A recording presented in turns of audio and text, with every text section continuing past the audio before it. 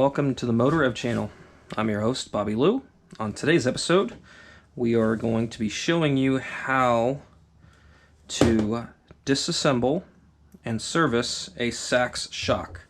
These shocks can be found on RSV4s, Tuonos, and it's a similar process, similar shock, just a little bit smaller on the BMW S1000s, the non-electronic stuff, and some of the Ducatis like the V2, but same process, just a little bit smaller. But let's get into it. So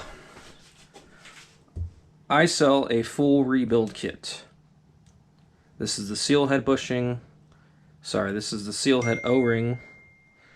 This is the separator piston O-ring, the bladder cap O-ring, the DU bushing for the seal head, oil seal, dust seal, and various other seals or O-rings.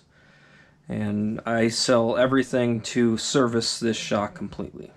Alright, so now I've already kind of jumped the gun. I have already disassembled this and serviced this, trying to make a video, and I just didn't like the video, so I wanted to start over. So what you have to do is you have to drill the cap to release the nitrogen on these. Once you drill the cap, I like to start with a really small drill bit, and I'll tell you why here in a second. So I start with a small one, make sure it's as centered as possible. Now there's a hole you can push down on the bladder cap. You want to grab a tool like this and pick or something and pop that cap out. Now the tough part is getting that cap out, so I like to use a little bit of air. Just like that. I'm sure there's an easier way, but that works pretty good. So on the inside you'll see like a little bit of a chamfer. That's why I like to start with a small hole in the center, as perfect as possible, because once you pull this apart, you just go to the other side, put it on a drill press, or by hand, it doesn't matter. I mean, it's cleaner on a drill press. And you see like a little chamfer in here, and that just centers everything. That makes sure that drill bit stays nice and centered. And then what we're going to do to recharge it is we have these self-sealing screws here from Racetech. Really nice. And we have to use the correct thread pitch, make some threads with a tap, and slide that on like so. But also, these pistons here are pretty crummy. All they have is a single O-ring. They don't have a bushing. They're made out of some sort of composite material, and they tend to leak oil past the ring. So they're pretty shitty. There's a company in Europe, I haven't ordered from them yet, but they've developed their own pistons. But I think for like the FS450s, the Huskies. So eventually I'm going to design my own separator piston.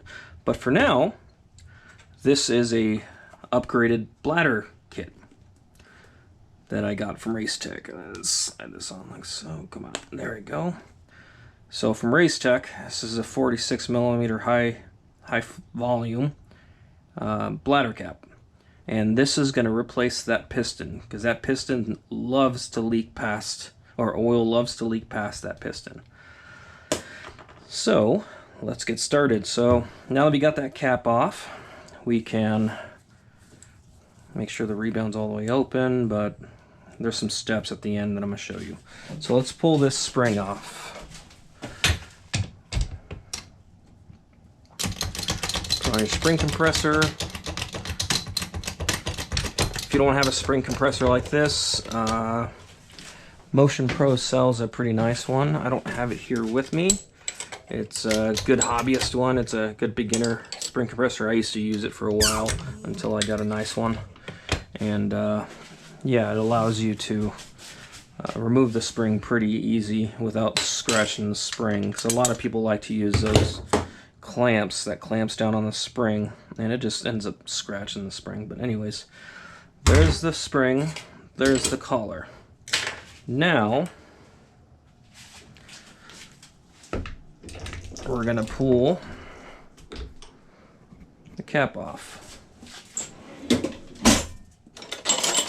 So want to find a punch that is fairly skinny like this guy right here. Just like that.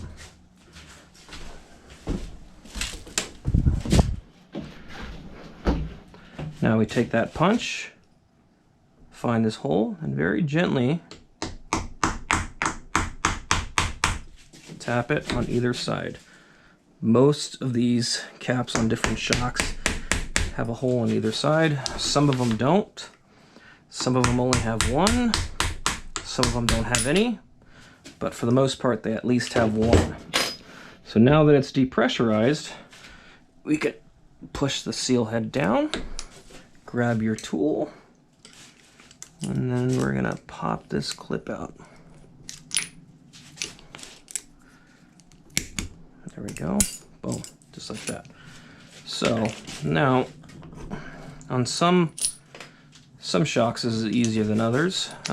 Sometimes, especially if it hasn't been serviced in a while, it's best to pull the compression adjuster apart to release some of that pressure, but you can also do this just like that. Just get it to where the seal head O-ring is exposed, just like that. Super easy. So like I said, I just serviced this, so this oil's nice and clean, so let's not waste it. There we go. Let's pull that apart.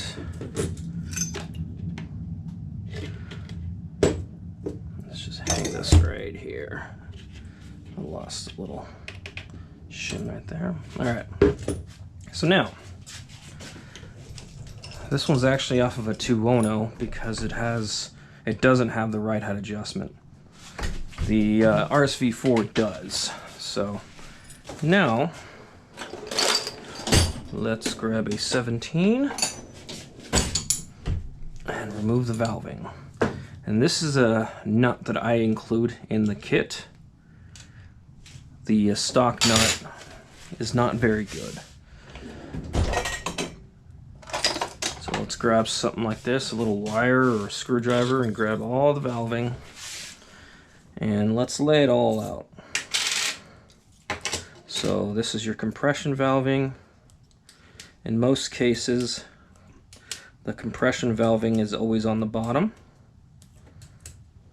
Let me rephrase that. In most cases, the compression valving is the bigger side of the piston, which is always on the bottom. And the rebound side has a smaller diameter, and that's always on the top. So let's just lay all this out nicely. And if you're not comfortable doing this, you don't have to. Just keep it on the screwdriver or wire or whatever you have to hold the valving. Just blow it out. And just make sure you don't lose that piston band when you're blowing it out. So now we'll take the seal head out. This one's got a brand new bushing, brand new everything, but I'm just going to demonstrate how to rebuild it. Pull that apart, that apart. So now, I like to blow that out. Make sure the rebound's all the way unwound. Make sure that that rebound needle is completely compressed. Completely soft, put something really skinny in there, and push that needle down. Because if not, the bleeding process is going to be very difficult. So now what I like to do is take a drill, slide that in like so, or you can use a lathe or a drill press or whatever, just to get the shaft spin. You spin it and use some Scotch-Brite to clean the shaft.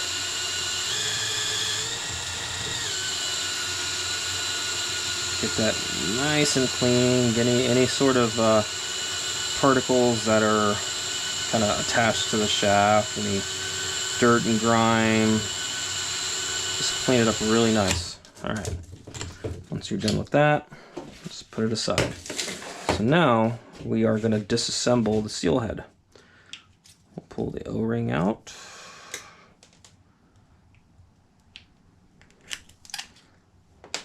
bumper. So this guy pops off.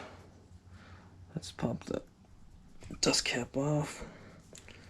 I like to just shove this guy underneath and just kind of slide it like that. Boom. And that was a brand new one. Alright, so now this piece, this centerpiece on these shocks pop out. So with these, you can't really get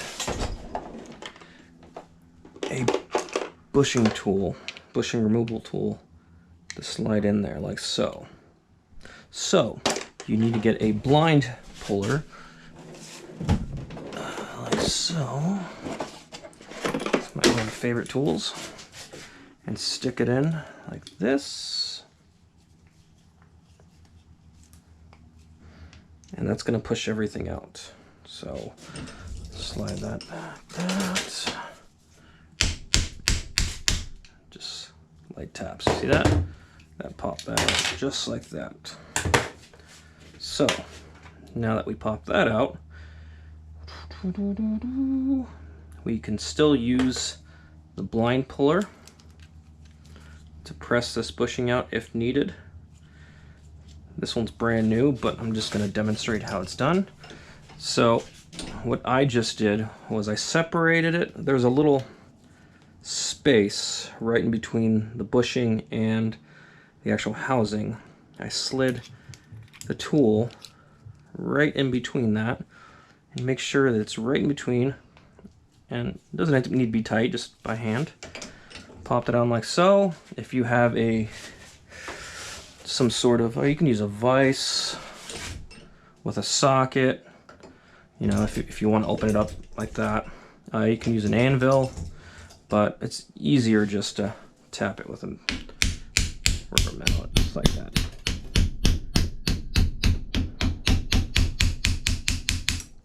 Done. We'll replace that. There we go. So we take it, we clean it. Boom. All right, now you have the seal. The seal always has a little shim underneath. So now that you got that all apart, clean the seal head thoroughly. Use some suspension clean. Again, this shock was just serviced, so it's perfectly fine. So we're going to reuse this seal because it's brand new. I just serviced it. So my kit comes with the O-ring, the seal, the dust seal, and the bushing. So now that we got the oil seal in there, let's take the new bushing and press it on. This part's easy. You just take a vise, make sure it's as straight as possible, and then just press it on like so. Boom. That part's done.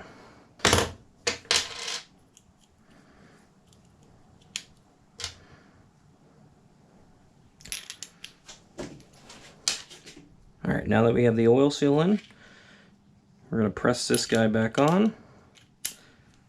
So you want to make sure the smaller end is facing up and the bigger end facing down. We're going to press that on like so. So now we'll take the top out bumper and press it on. That's it. We'll take the O-ring. Again, this is a new O-ring. I just serviced it. Put that guy back on. Then we'll take the dust seal and we'll press it on. Doesn't take much effort. There you go. Seal head completely serviced. Let's put the shaft back on. The vise.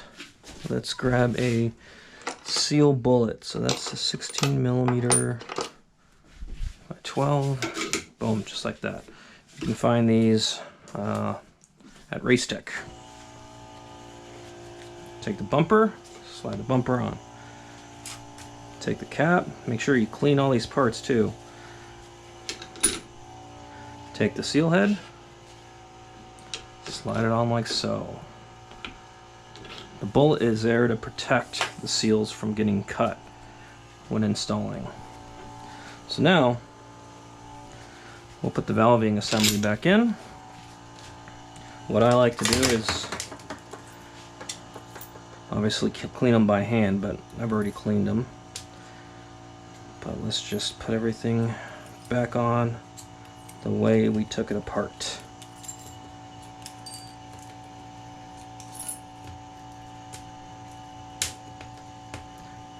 This is not as easy as it should be when you cut your nails.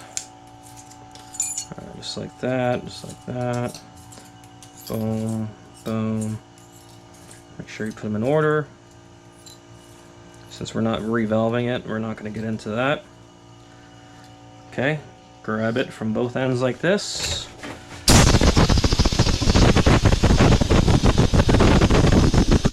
Clean it all off. Alright, now we're going to slide it back on. Come on. There we go.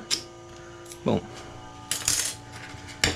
Now we're going to take the nut, screw that on like so. We're going to grab a 17mm and a torque wrench. We're going to set this to 25 newtons. Refer to your service manual for exact specifications.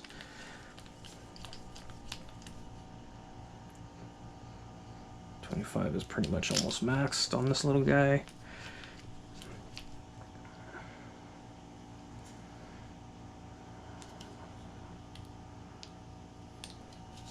That's good.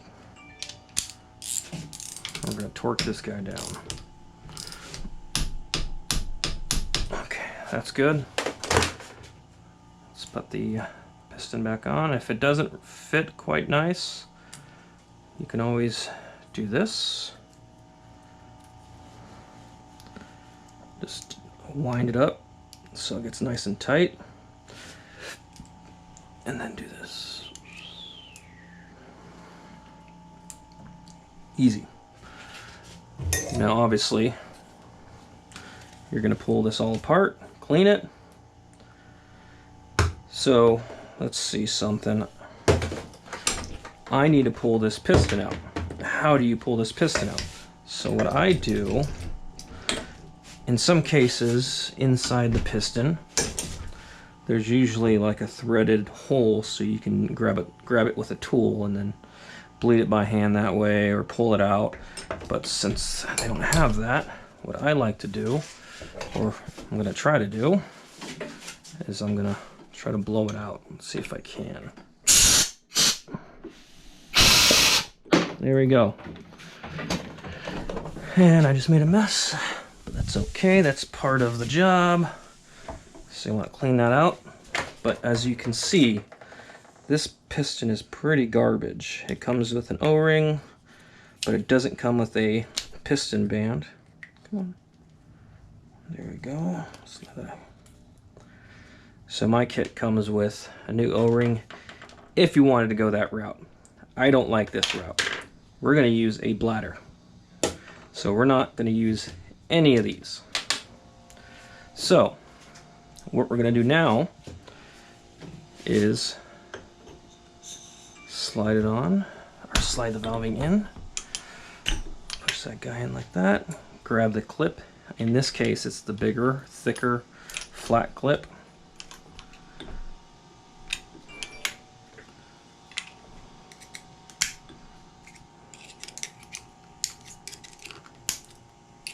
Make sure that's in. Done. Alright, so now, since we're not bleeding it by hand, we're going to use the machine. The Lainer suspension vacuum pump. We're going to take this 46mm adapter. We are going to install this retaining clip. Install this.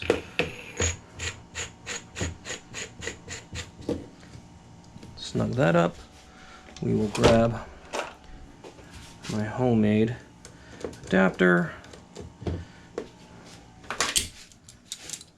snug that guy pretty good. Just like that, doesn't have to be much.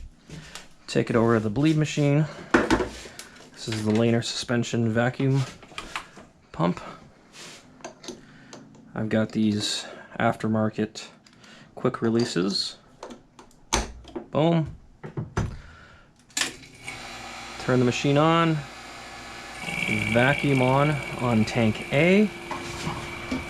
And what I like to do is have it at the lowest. Ooh. Watch your fingers there. Want it as low as possible and have the hose as vertical as possible. That ensures that as much air as possible is going to come out of there. So what you're going to do is let it sit. It starts to beep after about 5 minutes, so let's let it sit for about 5 minutes and we'll be right back. It's been about 5 minutes.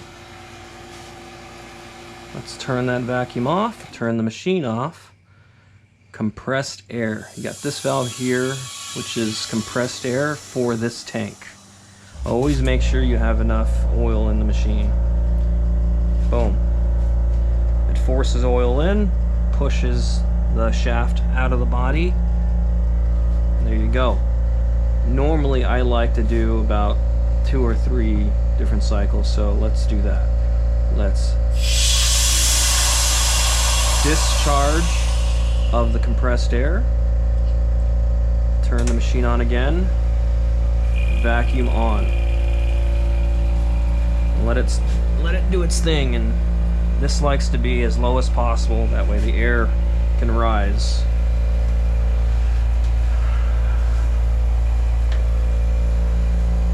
You can buy this bleed machine on my website at www.motorevsuspensiontuning.com.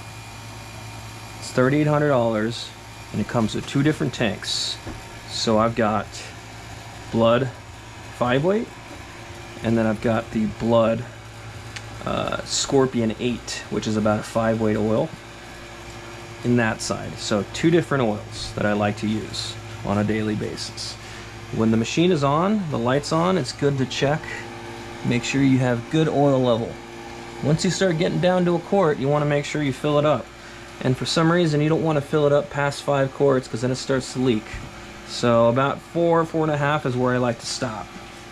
But that lasts quite a while. So you can see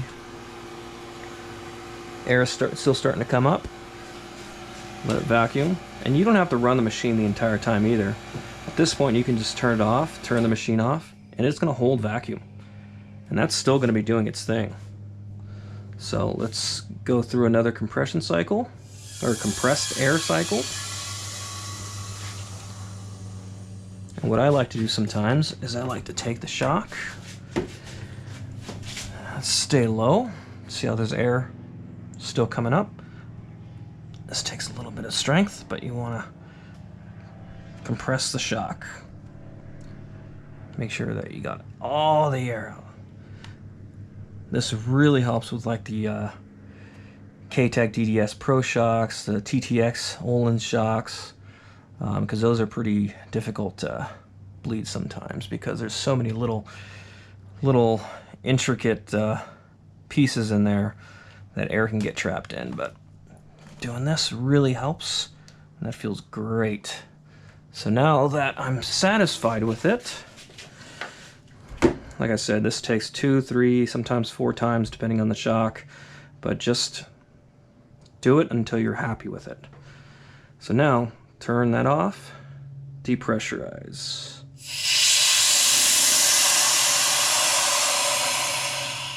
So now, since we're installing a bladder, push the shaft assembly into the body.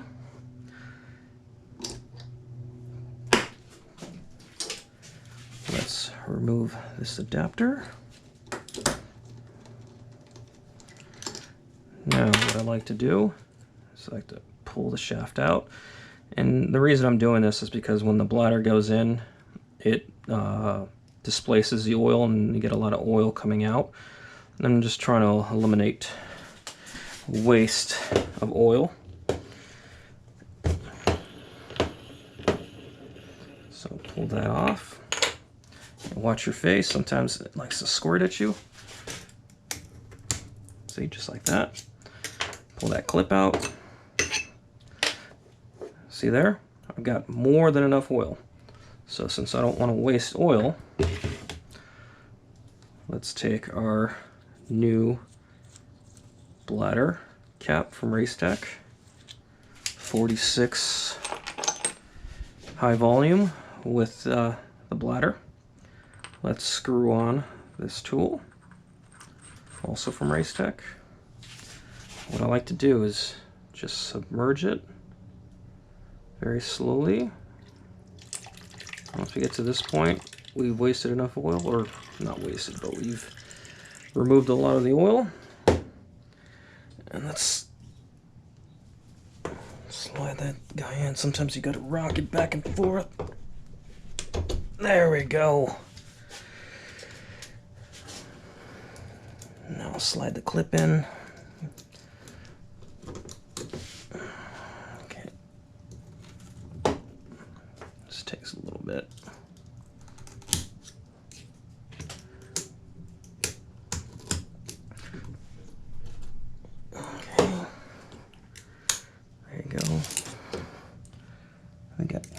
Good engagement, so we're good there. So we're not done. Now, eventually I'm gonna make a special tool for this, but since I don't do enough of these things, it's not quite worth it yet. So let's clean my hands.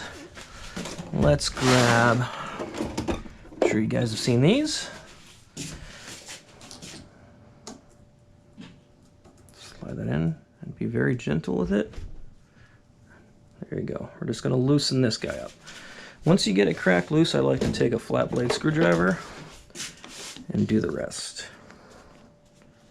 Alright, so what we're going to do is, at the moment, we force that bladder in, so that bladder's sitting kind of all squished. So we want it to get to its natural position. So what we're going to do is we're just going to slowly release some of the excess. Here it comes. Just like that. Ooh, she's a squirter.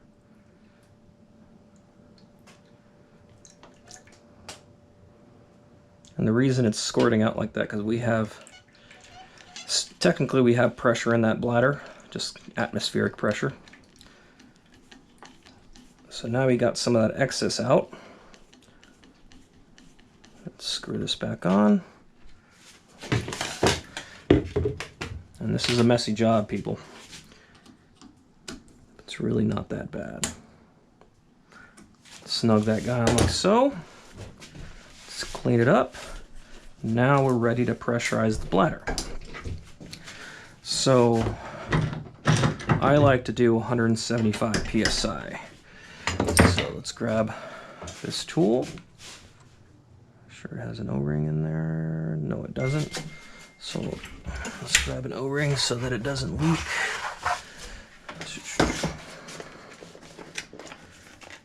There used to be an O-ring in there, but it seems to always fall out.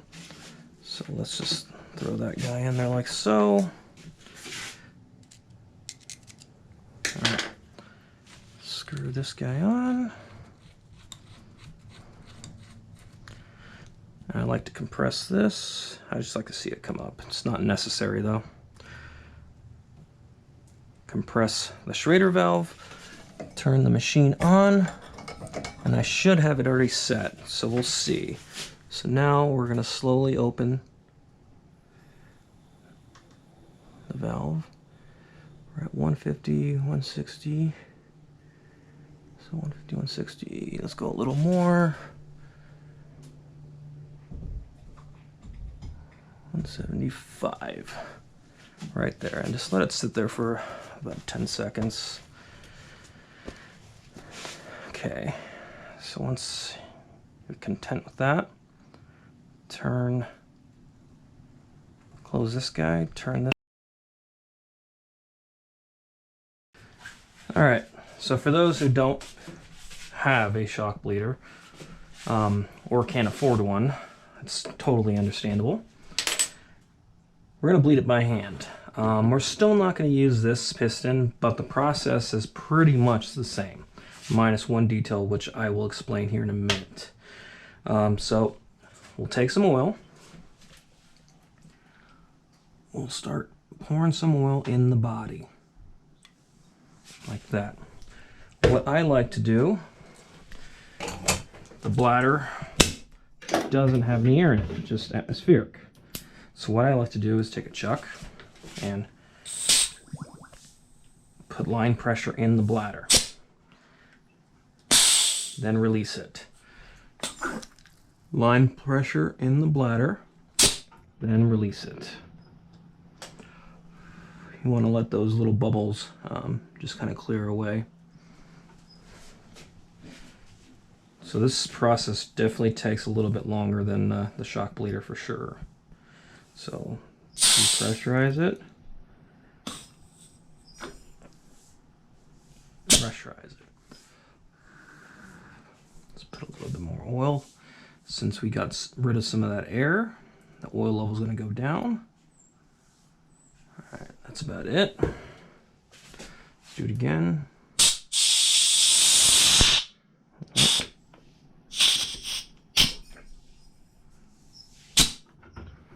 All right, let's just let it sit and we'll be right back. All right, so now the idea is for all the little micro bubbles to go away after letting it sit for 10 minutes. Depends on the oil. The oil I use, the bubbles go away really quick. That's a very good oil. So it's looking pretty good, but still, if you can, go to like Harbor Freight and get yourself like a vacuum pump. And what that's going to do is you're going to be able to put vacuum on the oil, and that's going to be able to off-gas the oil.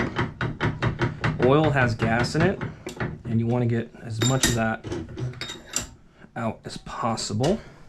So what I do in some cases, such as like a Penske where you can't bleed them with a bleeder, you can only bleed them by hand, I take a vacuum pump. So this is exactly like just having a hand pump. I'm just going to pull some vacuum, and all I did was put some grease on the bottom and it sticks. So let it sit there and pull some vacuum and let that oil off gas. We'll be right back. Alright, let it vacuum for about 5 minutes. Let's depressurize it, pull it off, and that's it. I mean, that's all we can do.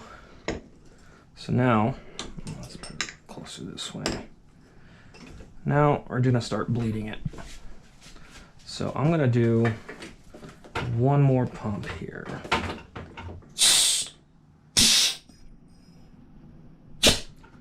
And I'm happy that there's no more air coming from this section of the shock. What we were doing is we were depressurizing it and then pressurizing it, and that forces air out of the shock. So it looks good. So now, this is big. Make sure that rebound adjuster is all the way open. Put something skinny in here and push that rebound needle all the way to the bottom. That way you can easily bleed it. So now we're going to start bleeding it by hand.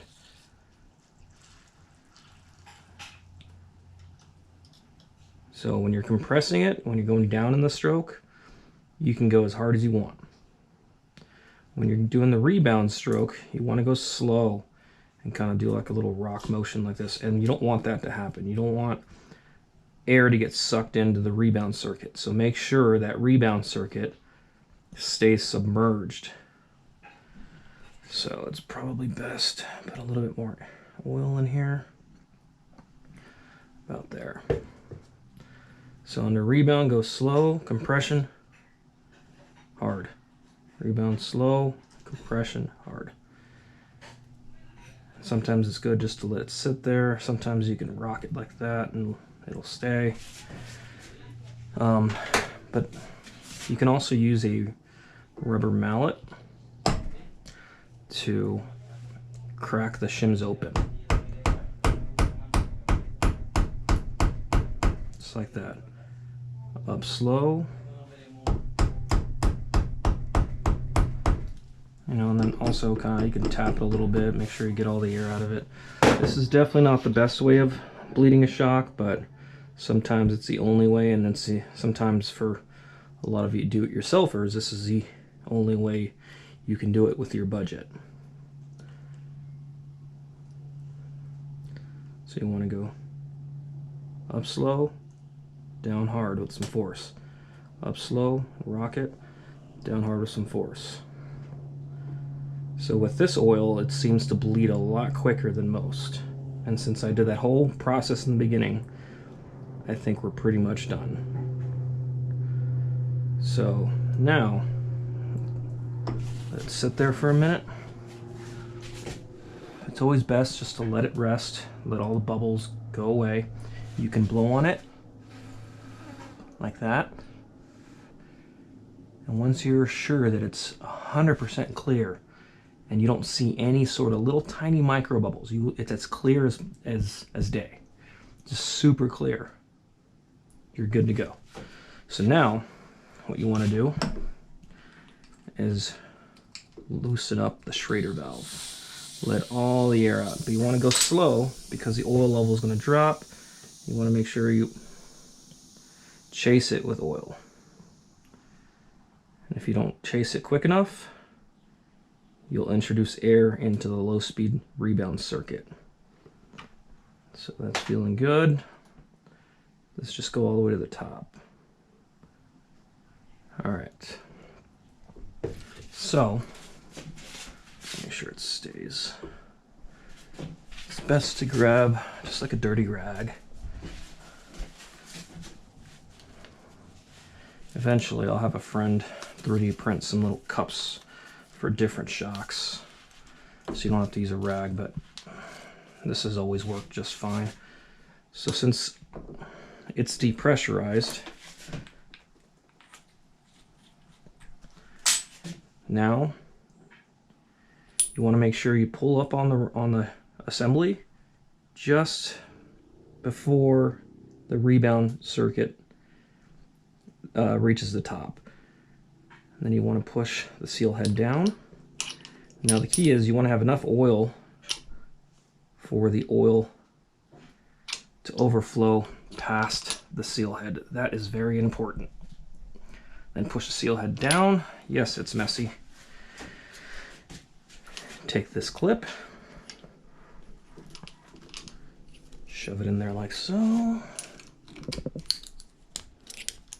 If you don't hear clicks, it's probably not in there. Okay.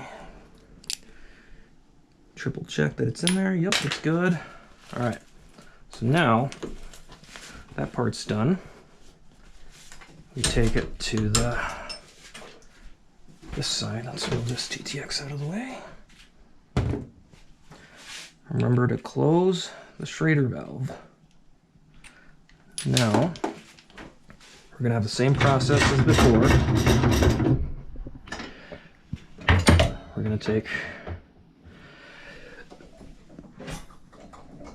the filling tool, and again, I'm missing an O-ring because it always seems to pop out.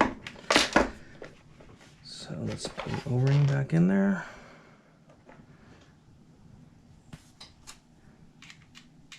Okay. Screw that on like so. And again, we're going to pressurize this the same way as before. Make sure that's open. It should already be set. Make sure you screw that down to compress the Schrader valve. And there you have it. Just give it about 10 seconds.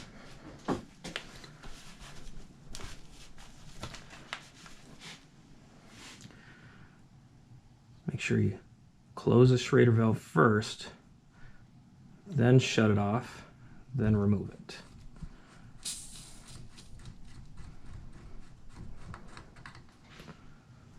Okay. Always shut off your nitrogen. There we go.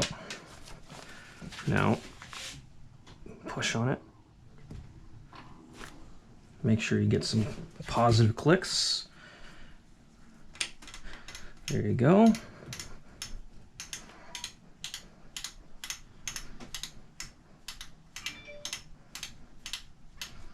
Okay, I like to set it at 15. And then we set the compression to half a turn on these, just because the needle's pretty shitty on them. Give it a good bath. Let's put the bladder cap back on.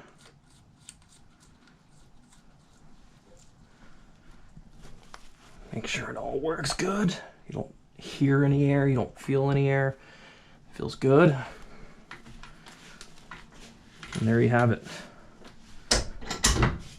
She's ready to get put back together. So a good cleaning, and then we'll put the spring back on. All right, one thing I forgot to mention.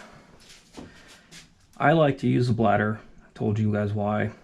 This piston's no good, so the bladder's better. But if you don't have a bladder and you want to bleed it with the piston, it's very simple, but the only problem is, in most cases, there's a threaded hole in there, and that's nice because you can put a tool, let's say like something like this, in there, and when you have the oil in the body, you can actually pump it back and forth, just like I was feeding compressed air into the bladder and then depressurizing that motion. You do the same thing with the piston, back and forth, just to get all the air out of the shock. Plus, since there isn't a threaded piece and it's pretty thin, I don't think you could machine one. The only way to do it is just set the piston about right here, put the clip in, obviously, put some oil in it, and then just push it all the way down, and it'll force as much oil, or sorry, as much air as possible out of there. But then the bleeding process up here is just going to take a little longer, but it's pretty much the same process, but instead of putting air into a bladder and compressing it, you're supposed to push this piston back and forth, but you really can't. So, but again, it's the same idea. It just takes a little bit longer to bleed. All right, now we're going to put the spring, the shim, and collar back on.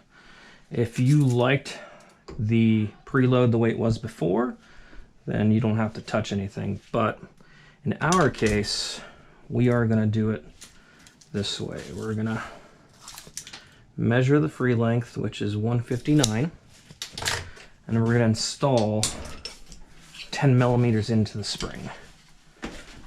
Let me move this guy out of the way.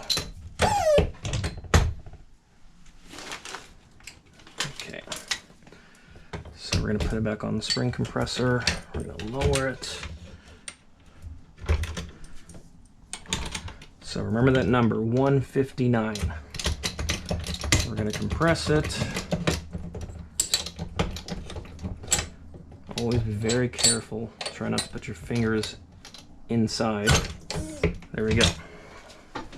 So now that we have that number, 159, we're going to measure it again. And this is called setting the preload. So we're at 154. I like 10 millimeters, so I'd like to start at 149. So let's take a spanner. And these are really nice. These are adjustable spanners for steering heads. And these are meant for, or these can be bought on Amazon. They're for steering head bearings. So these are great. So let's add some preload and then measure it again. Again, the number was 159. We want to get to 149. 150. And that's just a good starting point.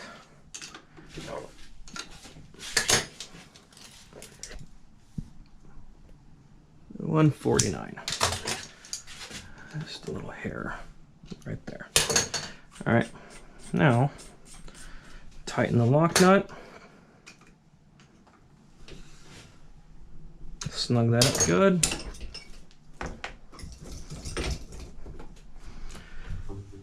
There you go. Now it's time for a good bath. Sticker it up with your logo.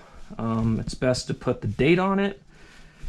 And yeah, there you have it. There's 2 different ways of bleeding this shock. And again, it's always best to buy a Racetech bladder conversion. And they don't have it on their website, so contact me if you want to purchase a bladder conversion.